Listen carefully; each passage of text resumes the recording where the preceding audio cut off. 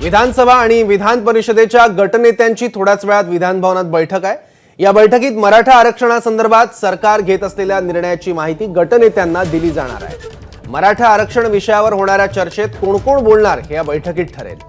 मराठा आरक्षण विषयावरच्या चर्चेत नेमकं कोण कोण बोलणार आहे हे या बैठकीत ठरणार आहे। आणखी माहिती घेऊयात आपले प्रतिनिधी राजू सोनवणेकडून। राजू, सर्वपक्षीय गटनेत्यांची बैठक पार पाडणार आहे। खरं तर आज सकाळी कॅबिनेट पास झाली। कॅबिनेटमध्ये आपण पाहतो की मागासवर्ग आयोगाचा जो काय अहवाल होता त्या अहवालाला मंजुरी दिलेली होती आणि त्या संदर्भामध्ये राज्य सरकार काय भूमिका घेत आहे, काय कशा प्रकारचं आरक्षण देणार आहे याची संपूर्णपणे माहिती जी आहे ती दिली जाणार आहे। त्यामुळे ही गटनेत्यांच्या बैठकीमध्ये ठरलं जाईल। त्यामुळे सगळ्यात महत्त्वाचा मुद्दा जो आहे की गट ह्या मराठा आरक्षणाच्या संपूर्ण विधेयकावरती नेमकं कोण कोण बोलणार आहे, कारण विरोधी पक्षाच्या सर्व आमदारांचं म्हणणं आहे की मराठा आरक्षण आहे, त्यामुळे आम्हाला या संदर्भामध्ये बोलण्याची संधी मिळावी आणि त्याचसोबत सरकार नेमकं कसं आरक्षण देते याची सुद्धा जी आहे ती माहिती द्यावी अशा प्रकारची जी आहे होत असताना कुठल्या आमदारांना किंवा गटनेत्यांना बोलायला जायचं, नेमकी कसं सभागृह चालायचं यावरती जी आहे ती चर्चा होणार आहे। या बैठकीला सर्वपक्षीय गटनेते असतील, विधानसभा विधान परिषद गटनेते असतील, त्यासोबत विधानसभा अध्यक्ष असतील, मुख्यमंत्री स्वतः या बैठकीला असणार आहे आणि नेमकं आतापर्यंत आपण काय करत आहोत, काय भूमिका घेणार आहोत आणि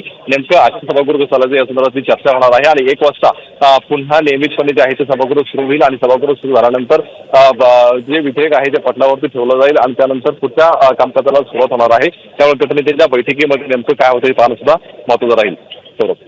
बरोबर राजू, या बैठकीत नेमके कोणते मुद्दे केंद्रस्थानी राहणार आहेत चर्चेच्या, काही कळतंय? एक तर आपण पाहतोय सौरभ की गटनेत्यांच्या बैठकीमध्ये सर्व माहिती दिली जाईल का राज्य सरकार मराठा समाजाला किती टक्के आरक्षण देत आहे, नेमकं विधेयकामध्ये काय काय आहे याची संपूर्ण माहिती जी आहे ती गटनेत्यांच्या बैठकीमध्ये दिली जाईल।